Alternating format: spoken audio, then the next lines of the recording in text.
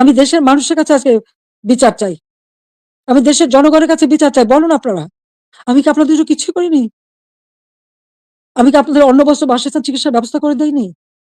আপনাদের ঘরে আলো জ্বালিনি? আপনাদের ছেলেমেয়ের লেখাপড়া শিক্ষার ব্যবস্থা করিনি? রাস্তাঘাট, পুল, ব্রিজ করে আপনাদের যোগাযোগের ব্যবস্থা, কর্মসংস্থানের ব্যবস্থা করে দেয়নি? তাহলে কেন এই অপমান? কেন এই বাড়িটা ভাঙা হবে? এই বাড়ি থেকে তো স্বাধীনতার ঘোষণা দিয়েছিলেন জাতির পিতা। আর স্বাধীন দেশ হয়েছিল বলেই তো আজকে বাংলাদেশ এত উন্নত হয়েছে। তাহলে এই বাড়ি কারা ভাঙে? আমি আপনাদের কাছে, দেশের জনগণের কাছে বিচার চাই। আমি ছাত্র সমাজের কাছেও এটা বলব যে যারা বিভ্রান্ত করে তোমাদেরকে বিভ্রান্তির পথে নিয়ে গিয়েছিল, ওই সাধারণ ছাত্রছাত্রীদের প্রতি তো আমাদের কোনো রাগও নেই, কোনো অভিযোগও নেই। কারণ আমি জানি তোমাদের এই বয়সটাই এরকম।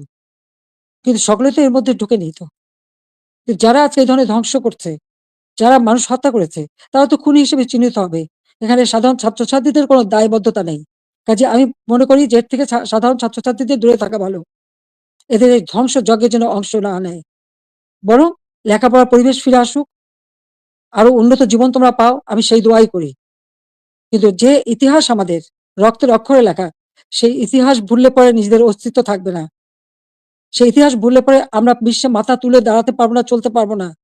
15ই আগস্টের পরে আমরা পারতাম না। খুনের জাতি হিসেবে পরিচিত ছিল এই দেশ। ভিক্ষার জাতি হিসেবে পরিচিত ছিল। প্রাকৃতিক দুর্যোগের দেশ হিসেবে পরিচিত ছিল। আমি সেখান থেকে বাংলাদেশকে উন্নত করে উন্নয়নের রোল মডেল হিসেবে সারা বিশ্বে বাংলাদেশের সম্মান নিয়ে এসেছিলাম। সারা বিশ্ব বাংলাদেশের উন্নয়নকে বিস্ময় বলে পরিচয় করত। তারা বিস্ময় বলে স্বীকার করত। কিন্তু ২০২৪ সালের এই আগস্ট মাস থেকে আজকে বাংলাদেশ আবার সেই ধ্বংসের দেশ। আমার একটা প্রশ্ন, জুলাইয়ের ১৫ তারিখ থেকে যত রকমের হত্যাকাণ্ড, পুলিশ হত্যা, আওয়ামী লীগ নেতাকর্মী হত্যা, ছাত্র হত্যা, শিশু হত্যা, যত হত্যা হয়েছে, কেন ইন্ডেমনিটি দেওয়া হলো? অপরাধ করলে অপরাধীদের শাস্তি পেতে হবে। যারা অগ্নিসংযোগ করা হলো, ওই মেট্রো রেল, তারপরে এক্সপ্রেসওয়ে, ফ্লাইওভার বা প্রত্যেকটা বিটিভি থেকে শুরু করে প্রতিটি প্রতিষ্ঠানে যে আগুন দেওয়া হলো এবং সেটা সমন্বয়ক একজন বলেছে, পুলিশ হত্যা না করলে আর মেট্রো রেলে আগুন না দিলে নাকি বিপ্লব সফলতা। কিসের বিপ্লব? এই হত্যাযজ্ঞ ধ্বংসলীলাই কি বিপ্লব? বিপ্লবের অর্থ বোঝে? তারা নিজেরাই স্বীকার করছে। আর সেখানে তাদেরকে ইন্ডেমনিটি দেওয়া হয়েছে। অপরাধ যারা করে তারাই দায় মুক্তি পায়। আর অপরাধী তাদের বিচার কিন্তু একদিন না একদিন হবেই।